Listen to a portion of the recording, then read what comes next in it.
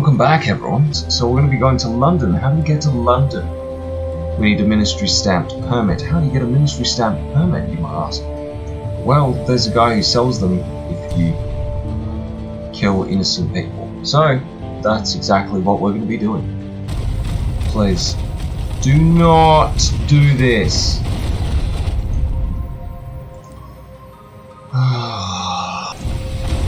Oh, no! Don't fire at me, I'm your friend who wants to kill you. Oh, come on.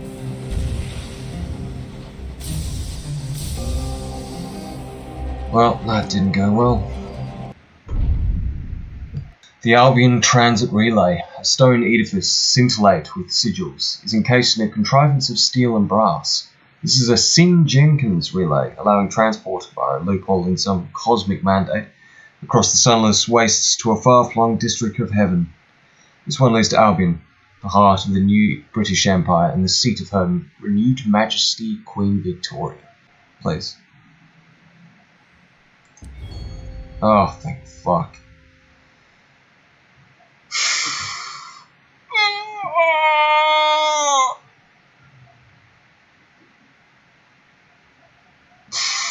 That's a lot of money. You must be circumspect. It is possible the poor fellow is affiliated with morals. Greasing the wheel, your generous donations to the relay workers' Christmas fund is gratefully accepted, although you notice that it is at no time recorded in any ledger. The superintendent is happy to present you with a little booklet of bright blue, your travel permit. A pinch-faced inspector boards the ship with their retinue. Come on, hurry up. If you've nothing to hide, you've nothing to fear. Their mouth cracks into something almost but not entirely like a smile. Nothing from me, at least. Nothing to declare. You have nothing to hide, nothing to fear. The pinch-faced inspector almost looks disappointed at having to give you a clean bill of passage. Such a waste of time, they mutter, stamping the customs form. Go on. No reason to take up space here. Good, I will. Return to your engine. Travel second class. So not only did I bribe them, but I'm now travelling second class. You need to supply your own hours. The relay station will spin them into a coach to wrap up your engine against the winds that harry the wild paths you must travel. Away. Deliver the barrels to the relay's hour looms, which clank and grind. Spin a jacket of fresh time in which your locomotive will make its journey.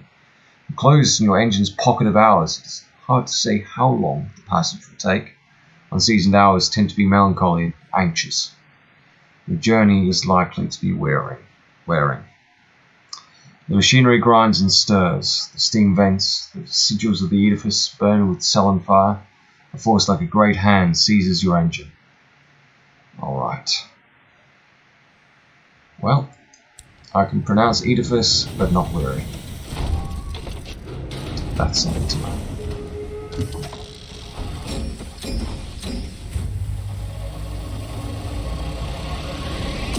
Away.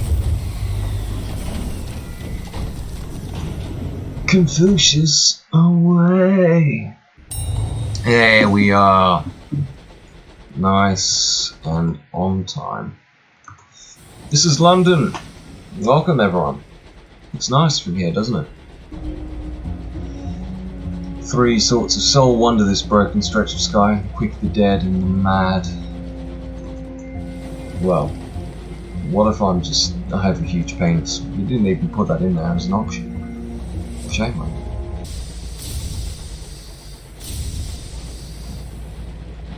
How is that possible? You have all this space to navigate and you almost run into the only driver on the road. London, eh? You put on me a Cockney accent. Oh, the Wit and Vinegar Lumber Company. Mr. Silent Treatment, that's what I call it.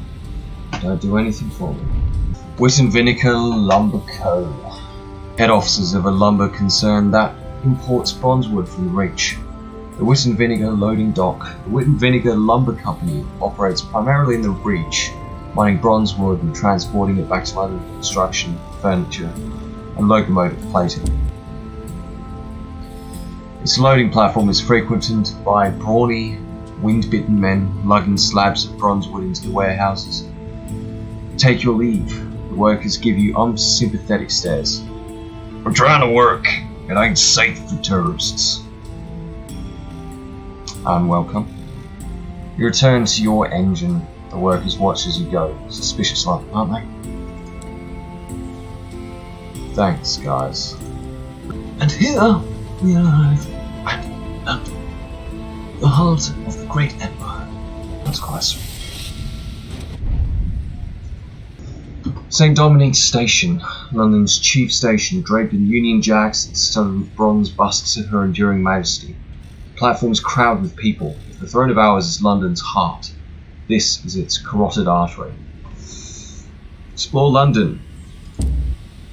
Liberated from prison below the earth and elevated to the heavens. Prickled with chimneys, mantled in sooty smog, here are old, proud buildings transported block by block to the pale sky. Here are new edifices of soaring steel and stone and gleaming glass. The ultimate achievement of Victorian ambition, unhampered by terrestrial concerns. London is a feverish brew of aspiration, empire, and appetite.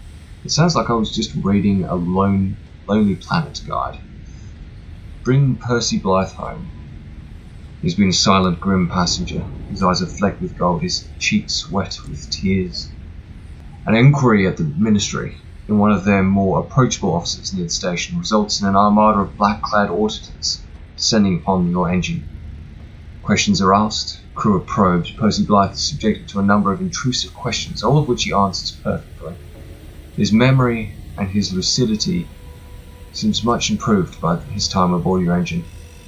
He's eager to leave with the auditors when asked.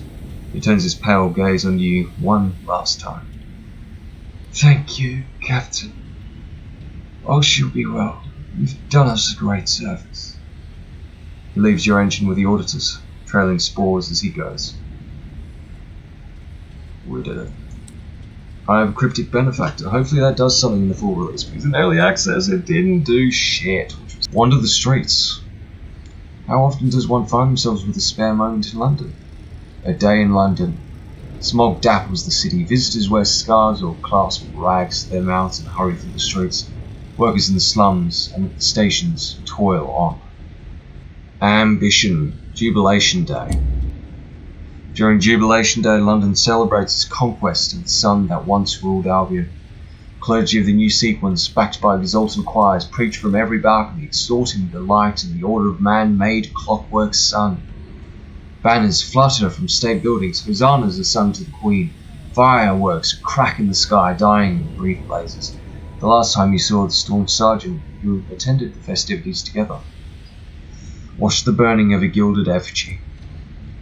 In Hyde Park, where avenues are lined with bronzewood saplings, broad as old oaks, crowds have gathered. The old king. Flames lick at King of Ours' shins. His gilt peels and blackens. When the fire reaches his waist and one arm cracks and falls into the conflagration, the crowd cheers. When you were here with the staunch sergeant, she seemed distracted. Once you caught her watching you, the firelight gold in her face. When you asked her what the matter was, she said, "Nothing," and turned away. Purchased a bag of rubbery lumps. They don't taste like they did back when London lay in its gloomy cavern below the earth. Presumably one can't get the lumps, but lump substitutes have been invented. A blessed mystery. It is best not to speculate upon what hides within their crunchy batter. You've been chewing this one for some time, for example, and the less you know, the better. When you were here with the staunch sergeant, she brought one of your lumps for you and two for herself. She considered herself a connoisseur. Return to the place you last saw your friend. Soon the clocks will chime 11, the hour you parted. The two of you had walked to the edge of Southwark Isle in order to escape the crowds, surrounded by the sky. London sprawls across the plates of skyrock connected with bridges, funiculars, stairs, and, in less salubrious cases, ladders. Southwark is one of the higher plates. A simple railing discourages you from its edge.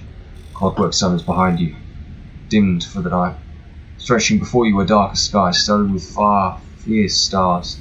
Below, where the lower, poorer districts are caked in smog, the sound of raucous celebrations continue. The clocks begin to chime. Your friend is not here. You find a bench and wait.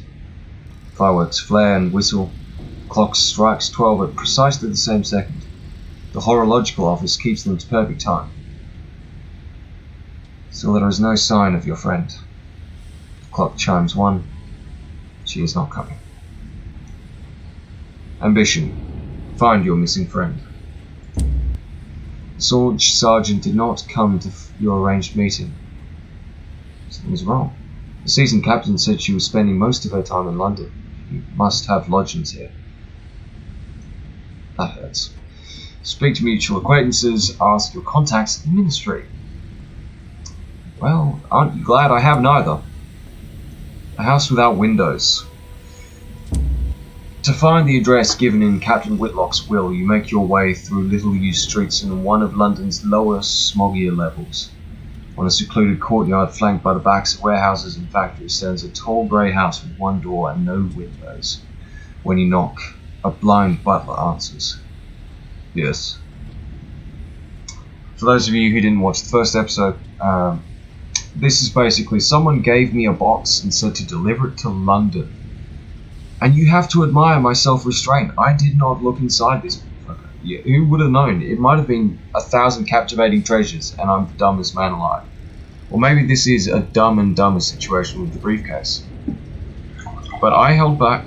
I didn't open it. I didn't look inside. And here it is. Delivered. On time. Not really. Deliver the black box. Fulfill Captain Whitlock's last request. The end of the line. The butler is pleased. Ah, our resident has arrived. Please bring him in. Everything has been prepared according to Captain Whitlock's instructions. As you maneuver the black box inside, you ask what those instructions were. She has arranged for Master Jacob's convalescence with us. I understand the young gentleman has suffered from a prolonged illness, which has left him unable to speak and afflicted him with a delicate disposition. Oh, that's awkward. I thought about blowing up the box with dynamite. I did not tell the kid that. The affairs of the house have been organized in such a way as to never inconvenience him. He will require no visitors. An extensive library has been provided for his edification. Privacy is paramount. With the box in place, the butler produces a key from his pocket, but waits for you to leave before using it. Thank you for your assistance, nurse. If Amelia was still with us, she would thank you. Good day.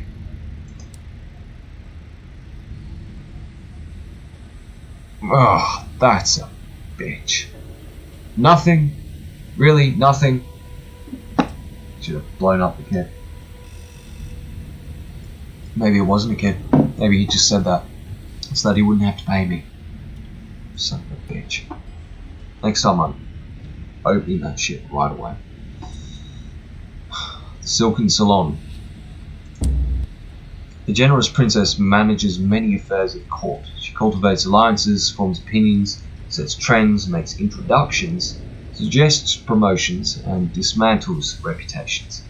She attracts rumors like a lantern attracts moths. It's said that she fears the light of the suns, and that her gifts inevitably destroy the recipients. She can sometimes be found in her salon, where she welcomes visiting captains.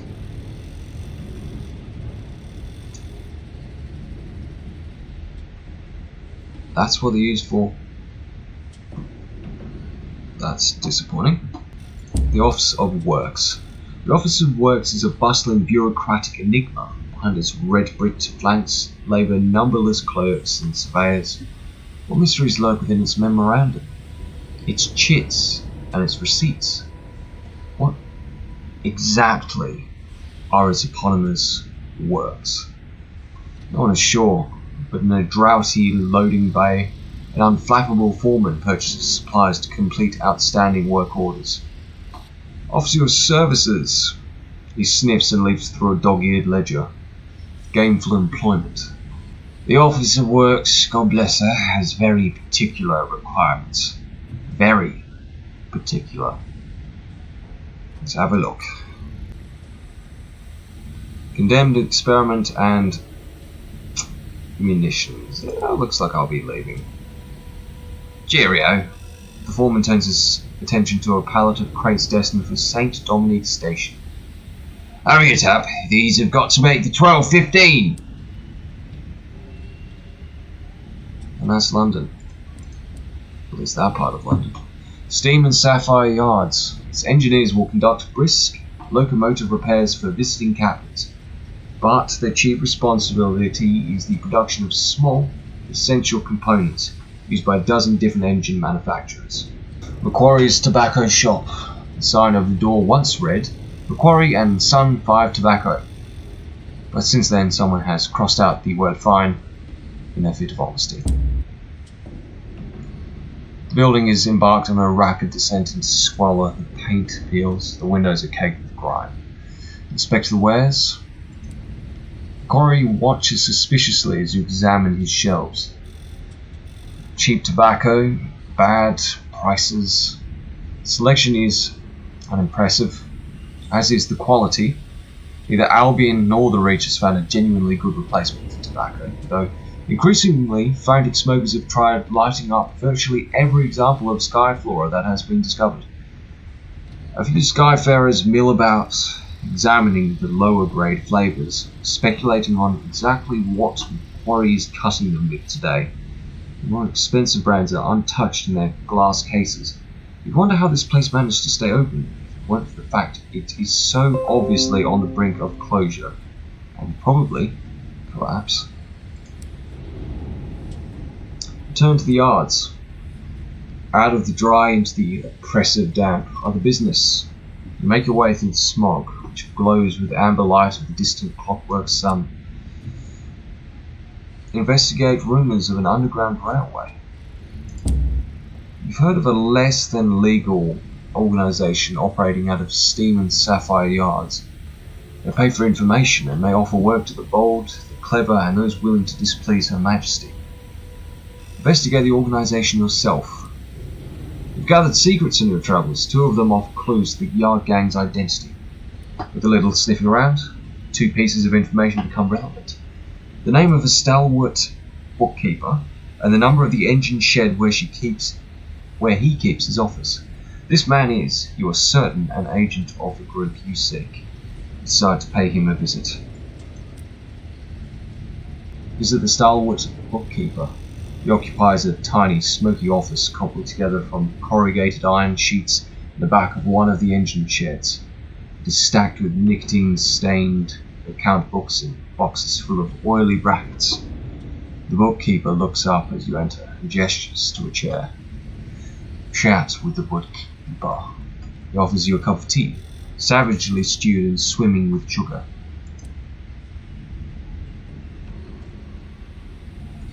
A job on the side. He is deaf. Thank God for that, no more voices. But content to communicate through sign language or messages scribbled on a pad of paper.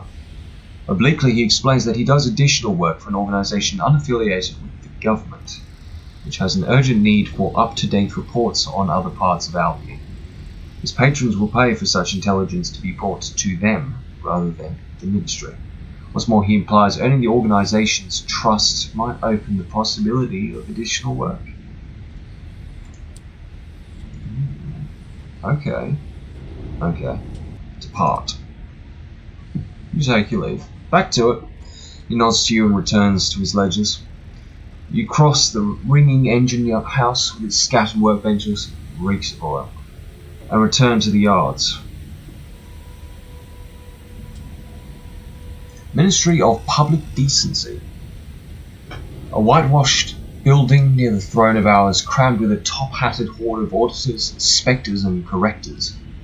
The ministry curates with the notion of Britishness, with all the care of a lepidopterist pinning a butterfly to a board. I am impressed with myself. Lepidopterist. What is that? The Ministry of Public Decency. A huge horseshoe-shaped building of white stone, white columns, clocks, and iron gates. Inside, its walls are panelled with dark wood. Crimson carpets worn by frequent passage flood the floors. With its cubbyhole offices, auditors toil to protect the sensibilities of Londoners here in the heathen sky. Request an appointment. Is there some way you could be of use to the ministry? Come bearing gifts. You cross the foyer and approach the secretary ensconced at a teak desk. She listens to your request with a thoughtful frown. I'd love to arrange an appointment for you with one of your auditors, obviously, but my hands are tied. Bureaucracy, you understand? She rolls her eyes, looks around conspiratorially, then lowers her voice. Best thing for someone like yourself to do is to gather reports on nearby ports. I'm sure the information office would love to hear them. Then I could pop your name in this little book and you go up. The Royal Horological Office. Tick, tick, tick, tick. Albion's heartbeat. Clocks of diverse size and shape line the walls of this small grey office. Each is meticulously tuned by the Royal Horologists and inspectors as practice for the thankless, complex tasks of ensuring the consistency of time across Her Renewed Majesty's territories. Speak to the Chief Horologist. He sits hunched in a thick grey blanket, his crow-like stare fixed on a disassembled clock. His gears are almost too small for the eye to see. One empire, one time, one date. Times change, I've heard. Well, not if I have any say in it. He reaches for a pair of tweezers, pincers barely thicker than a human hair. The time in London must be the time at Brabazon and Wallenbury, and New Winchester and Lustrum, to the second. It is the privilege and duty of this office to ensure that continuity. He sniffs. A task that was considerably easier before we began spending hours like shillings and sixpences. Now it might be yesterday in one place and a week in another. It is most untidy. Look at the clock of Albion. From this side it is a polished wonder of valves, pendulums and cogs working in perfect harmony. A breathtaking work of engineering. Only the finest engineers were permitted to work on it. Every component is encased in polished glass. The hands, sharp enough to slice paper, slide between the exquisitely carved numerals with buttered smoothness. Only the second hand is permitted to jump from moment to moment, and it does so with the precision of a military march. It's just for tourists, of course, grumbles a bleary-eyed apprentice. Albion's time's really based on the tick-tock man's pocket watch. He keeps us straight. He set that time on his 19th birthday when he had one too many and the whole of Albion lost 2 hours. Examine the array of clocks. They all have the name of ports within. Albion and the Reach, Lustrum, Brabazon, Port Prosper. The current time is right now. Despite the vast differences involved in the complicating efforts of local hour usage, all the clocks show the same time. Each of London's territories is expected to run on Albion Standard Time, but London is a long way from them. Despite being a commandant from the Empress' own lips, it is a law more often breached than observed. You know a job that's like watching paint dry? This is like the same job, really. Watching clocks tick over. Is there anything that could create more of an existential crisis than watching clocks for a living? Ask about the nature of hours, because I sure as shit don't know what they do. Their use remains poorly understood. Modest adjustments. The chief horologist doesn't bother to hide the weariness in his voice. Now, despite the imaginary claims of certain penny dreadfuls, hours can't take you back to yesterday, nor leapfrog tomorrow. But with the use of hour looms, a week's journey can be made to take a day, or a prisoner can endure the 10 years of his sentence while only 1 year passes outside his cell. The work world can perform a month's labour in a week. The lifespan can be stretched. The empire, nurse, runs on hours. That baffled me there. I thought, nurse? What the fuck is he talking about? But I'm nurse. That's right. Inquire about employment. Not just anyone can become a royal horologist. A job for serious people. The chief horologist looks surprised at your inquiry. Horologists tend to be cut from a specific cloth, rather greyer fabric than that worn by a skyfarer. However, you have the right to take the examination if you wish. He blows the dust off a textbook and bids you sit down. No calculation devices or writing implements are permitted. The chief horologist peers over the book. If the current time in endurance is exactly 7:15 at the clock and time in Albion is 1834, what, pray tell, is the current time in London? Hurry up. Do it. Your answer is written down. That is your answer. Very well. We shall continue.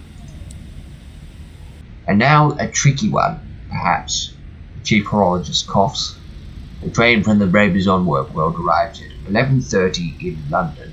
The current time shown on the master Brabazon clock is, he winces, 2:30 p.m. If the train took exactly 1 hour to make the journey, it does not, of course. I merely offer this as a hypothetical for the sake of testing. What was the accurate time of its original departure from the work world? Interesting. Very interesting. He pauses for a moment before writing your answer down. You wait patiently for several minutes, but the third question doesn't seem to be coming. The chief horologist's eyes have drifted closed. A thin string of drool dribbles from his otherwise dry lips as he snores. Nudge the chief horologist. Gently. The fellow must be pushing 100. He wakes with a start. Oh, excuse me. He glances at your answers. You seem to have the idea. No point going through the other 248 questions. Congratulations, you are now officially a Royal Horologist, Apprentice 3rd Class. He pauses. Speaking of which, I have an assignment for you. Temporal inconsistency, a suitable test of your practical skills. Take this pocket watch. It is both your badge of office and your compass. Pointing it to the correct time, wear it proudly. Keep it well wound. Do not get it wet. The smaller gears are quick to rust. That is... It's probably the best story we've had so far. It speaks to me when playing Sunless Skies. So, now that we're here, little advice for you. Abandon all prospects that you have in the other realm. You don't want them cluttering your YouTube feed like my videos when you've got other videos that are more suitable. Alright, let's hit the road.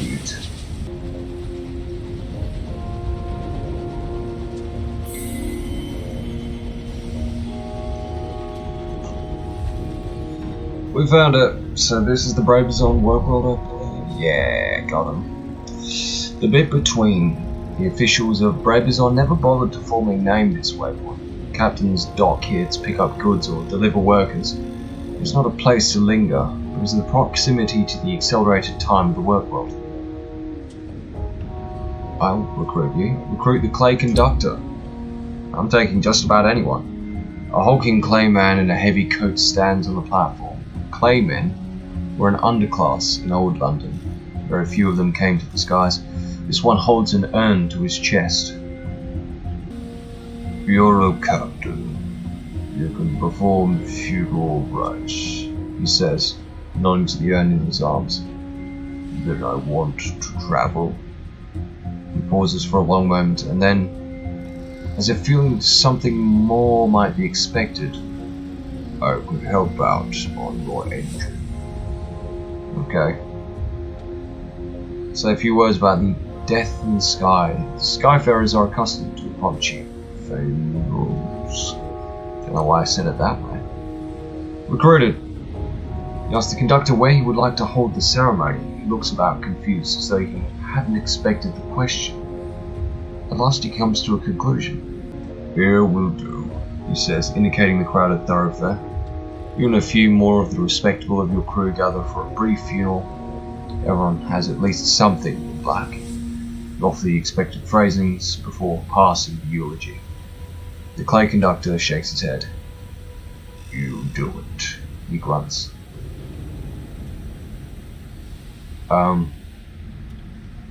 He should speak, but why not? Say a few words. I'm sure you can extemporize something. You render up a bounty of platitudes, benign wishes to the beyond, and maudlin remembrances of departed friends. The conductor frowns sternly, realizing he needs to give you at least something to work with. You could sing. He manages. You work a line about, man of clay with the voice of an age, into the eulogy. The conductor seems satisfied. Where's your engine? I'm ready to resume my duties. The conductor picks up the urn and heads off in the direction you point. Brave is on Workworld, the first workworld to be established in Albion. Working here, debtors can escape prison, remain till their debts are repaid and the ticket away has been funded. The primary industry is that of hours processing, which is the side effect of accelerating time on the Workworld surface. The dock is between Bravers on Workworld and Little Nice, where the more privileged overseers reside. The dock is, for Captain's sake, nearer Little Nice than the Workworld. Unexpected aging would deter even the greediest captain from arriving. It looks like Little Nice, but looks can be deceiving, and I can be stupid, so maybe it is Little Nice, and I've overthought things. Attempts to converse with an overseer. If you are willing to stop for mere conversation, as that do will only linger at the Little Nice end of the tunnel, it's safer. Overseers scurry back and forth along the last tunnel, clumping at the Little Nice end. As they enter Little Nice, they remove grimy caps to reveal cheery red and white striped blazers. They hang up to be collected on their re-entrance to the bit between. None seem willing to stop and talk. Hey, Sky Stories. If that sounded unsincere, perhaps that was. Travel to Little Nice. The governor of Bravers Workworld resides in a picturesque village at the end of the bit between. Thick double doors separate the bit between from Little Nice. The fresh air of this pretty village is in sharp contrast to that near the dock. Little Nice is entirely charming. It's populated with carefully unique houses, painted in a curated array of colours. Overseers and striped blazers tend the topiary and maintain the paintwork. Behind a water feature bustling with cherubs is a cottage with an out-of-place little tower. This is the home of the governor of Bravers. Join a tour of the Bravers Workworld. The overseer requires information. No one can be sentenced to the Workworld without there first being evidence of a crime. Donation received. The overseer listens intently to what you have to say. Useful, I think. We shall see what can be done with it. She directs you to the group by the tour leader, who shepherds you all into a side room. The tour leader hands out thick cloaks to keep off the smut. The group covers itself. The hood lends one woman, with her hair coiled up high on her head, an awkward shape and unexpected height. Satisfied, the tour leader begins a briefing. Receive a carriage clock. The tour leader presents you each with a carriage clock. As you know, time on the Workworld moves more velocitously than it does outside. In order to be exempt from the effects, we've had the looms spin a bowl of external hours to cover the tour. Please carry these carriage clocks. They will show you how much time your protection will last for. Please don't stray. She pauses. He pauses for emphasis. It is crucial that you stay with the tour. Your time runs out. Every minute it takes for us to realize could be hours for you. There is a flurry of anxious whispers. Once it has subsided, the group is led onto the Workworld. Your group is accompanied by two overseers. The overseer bringing up the rear is a woman in her early 30s. She checks her carriage clock compulsively. Admire the rugs. Our first stop on the tour is the Bravazon Rug Weaving Workshop. The overseer beams and gestures for you to enter a building larger than any other on the street. An attractive young worker leaps up to greet you. This workshop was built thanks to the generosity of Lady. Please admire our beautiful handcrafted rugs and weavings, exported for sale in London. Workers here gain skills that can support them for the rest of their days. A group of workers nod and smile at you. One stands to the better display their work. Thanks you for the visit.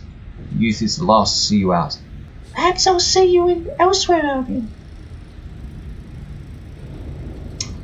Oh, this is a game changing. Admire the rugs. You've seen rugs like this in countless homes. They're cheap, within the means of all but the poorest families. The handiwork is competent. Their predominant colours are black and gold, the Emperor's favourites. Lions are popular designs, and unicorns and crowns. How patriotic. Visit the glass workers. Moving on from the rug workshop, the tour is directed towards a glass factory. The air is yellow with smog. A fascinating aspect of Bravazon is the mutually beneficial relationship between the place and its workers. The overseer makes a sweeping gesture. Make note of this smog. I'll explain more inside. The building you enter is heated by vast furnaces and ovens. Workers are glowing molten glass. Smog prevents much of the sun's heat from reaching Bravazon. Without factories such as this, Bravazon would freeze. The workers keep the factories alive. The factories heat the work world, and it becomes a pleasant place to live. Here work enriches life. Several of the group coo in admiration. One man boasts about his Bravazon glass collection. A young lady in the Gorda refinery turns to you. My parents paid for the main furnace to ensure that the poor would never go without. What did you find? I declare you paid for the roof over your very heads. You don't like to boast, for acts of charity are their own reward, but you are responsible for the workers' protection from the elements. The lead overseer frowns, but does not bother to correct you. The young lady seems crestfallen. I suppose that is quite useful. The bright smile is abrupt. That means you're very wealthy. I'm married. My brother is highly eligible. He's met her renewed majesty, you know. Ah, there's the salad-stewed gossip I need. The tour moves on to the upper layer of Bravazon. It was a refinery that belches heat like a dying dragon. Peer through the window of the owl refiners. Please line up here. That's it. The overseer indicates alongside a long, low window. It has been recently cleaned to a shine. Inside, hard-working souls refine raw hours imported from the beach. After this process, they may be spun in hour looms and put to use. Taps his carriage cloth as an example. The refinery is a clamouring, roaring space of long benches, sweating workers, and rolling smoke. The overseer explains. The geodes containing the hours are cracked open, and the fibrous strands of sword-like time are separated with small chisels and saws. Men and women do the formal work, children the latter. The filaments are then passed through a series of furnaces to remove impurities, which are in turn brushed away in an indigo slush. The slush is raked to ensure that not even a stray minute is lost. Once the seconds and minutes and hours are extracted, they are seasoned, taken from a very high temperature to a very low one, and back. After this, the tangled clumps, the colour of the sky just before dawn or after dusk, are carded and wound onto spools in long filaments. The overseer raps sharply on the window. As the nearby workers look up, smile and wave, hurry off after the rest of the tour. The lead overseer is all concern and smiles when you rejoin the group. Given his care now, it is odd he didn't check you were still with them when they moved on. Perhaps what matters is only what can be reported back. Leaving the refinery behind, you run through the streets towards the careless ring of hammers. A short walk, then you enter a dusty yard. Watch the rock breaking. The tour leader adopts a noble frown. Unfortunately, not all work on Bravazon can be creatively fulfilling. We also produce raw components like gravel and aggregates. You've looped back to a yard near the bit between. The second overseer is already there. Men and women, hard with muscle, bright with sweat, are breaking rocks with sledgehammers. They wear vests and breeches with cloth masks to keep out the worst of the dust. We equip our workers with safety gear, just in case. Prolonged exertion in this air might prove unpleasant. As you can see, the regular exercise ensures they are strong and healthy. Many leave Bravison with athletic inclinations and pursue fitness as a profession. A stout gentleman with a monocle sidles up to you. This whole place is just marvellous, eh? Kept busy while paying off debts, given new skills and education. Simply marvellous. Agree, equivocate, or state that you are repulsed by the whole thing. Fence sitters will receive nothing from this game. Agree. Why not? Marvellous, the very word. He nods vigorously, his chin bouncing. We could do more, though, don't you think? His brow furrows mightily. Perhaps a library. A theatre would be too louche. Come on, come on. The overseer is gesturing at you angrily. Can't waste another moment. We have to leave now. Complete the tour of Bravison Workworld. It's important we return in plenty of time, so I'm afraid we'll have to end the tour here. The lead overseer circles the group, shepherding the huddled doors back to the bits between. Tour's end. The second overseer takes a head count. Poor one, for she double counts twice before giving up. Nevertheless, she signals her partner to go ahead. I hope you appreciated our little tour, and we shall pass your thanks on to the workers of Bravison. Perhaps when they're paid off their debts, you'll see them again. The overseer shakes the hands of the most prominent donators. Of course, this entire endeavour is thanks to your generosity, he murmurs to them.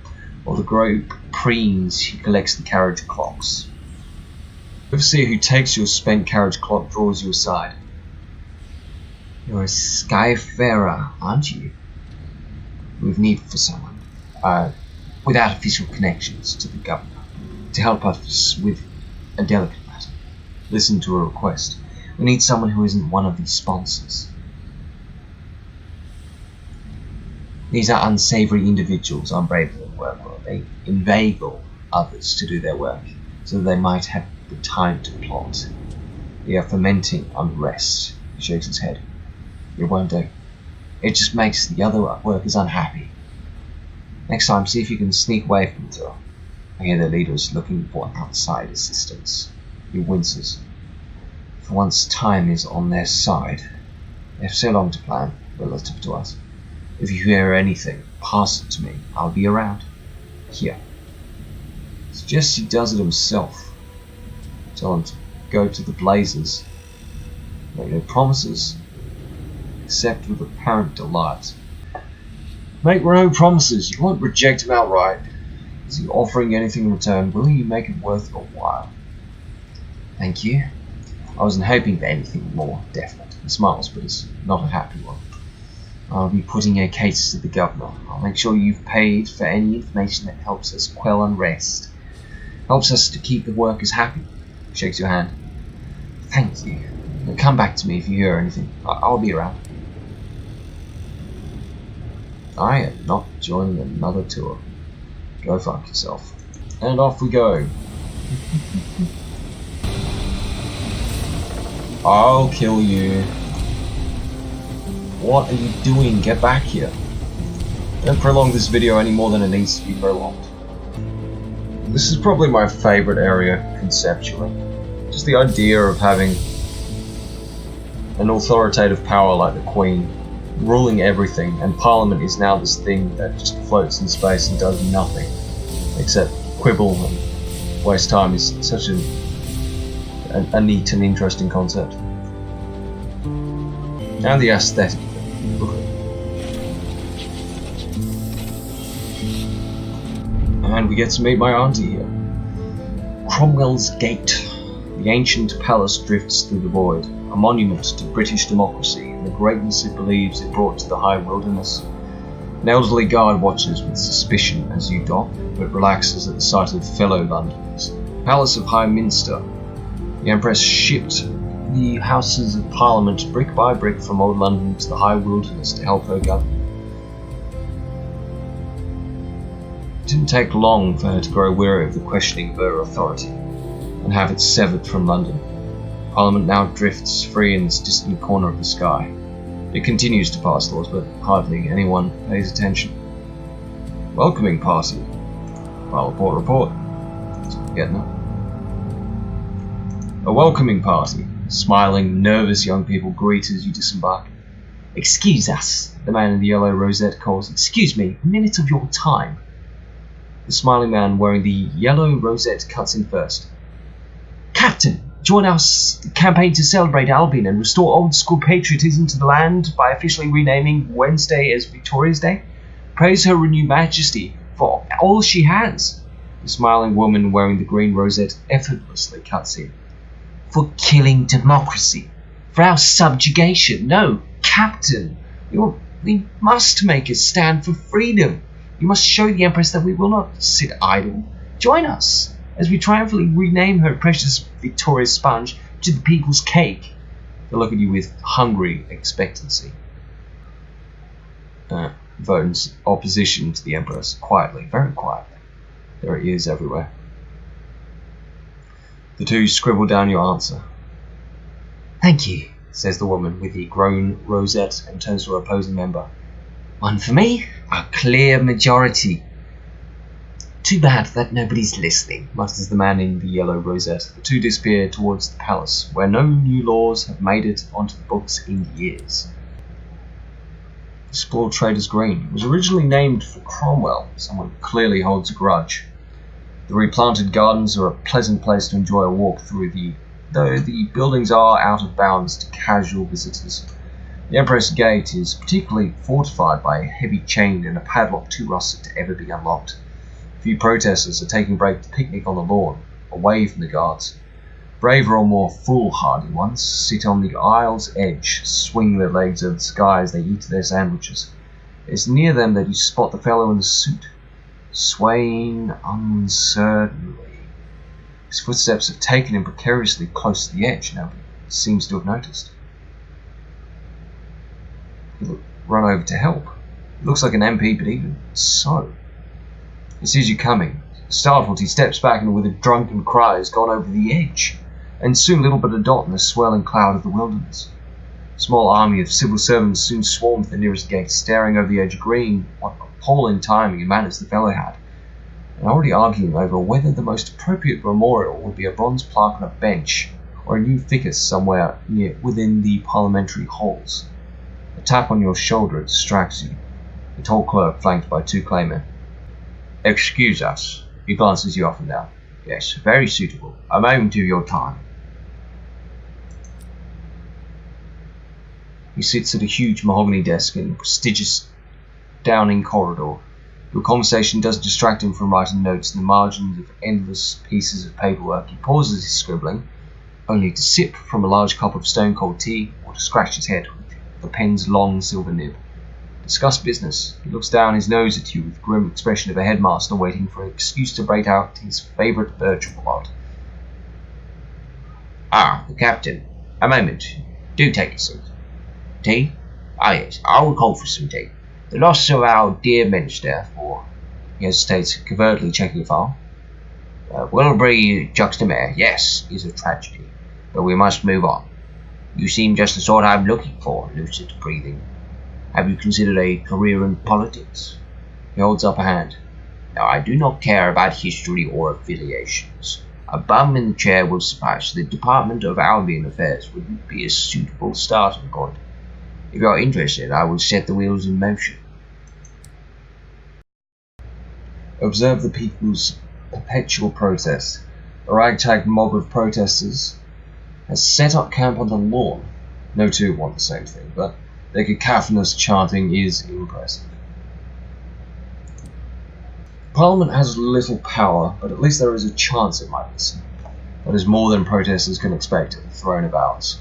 The protesters raise their voices with a spirit of camaraderie and a united belief that words can still make the world a better place, with neither anger in their words nor violence in their demands. At 3 on the dot, the huge portcullis opens, and the protesters are served tea, scones, and little cucumber sandwiches, cut into triangles. a little recognition of the protesters' ongoing service, the most vital part of British democracy. Join the protest. You have opinions to get off your chest. You scream until hoarse, wave borrowed placards, and invent witty slogans that trip off the tongue and are quickly picked up by those around you. The world does not seem a notably better place as a result of all this protesting. Still, even a tiny little ripple has the potential to become a tidal wave. So, this is the start of London. Welcome, everyone. I'm going to continue doing this series until we've blasted through all the zones, and then I might take a little break so that I can play it by myself and get everything done for the ambition, and that would be the final episode. So that's my current plan. Thank you everyone for watching. I will see you next time. Ta-ta.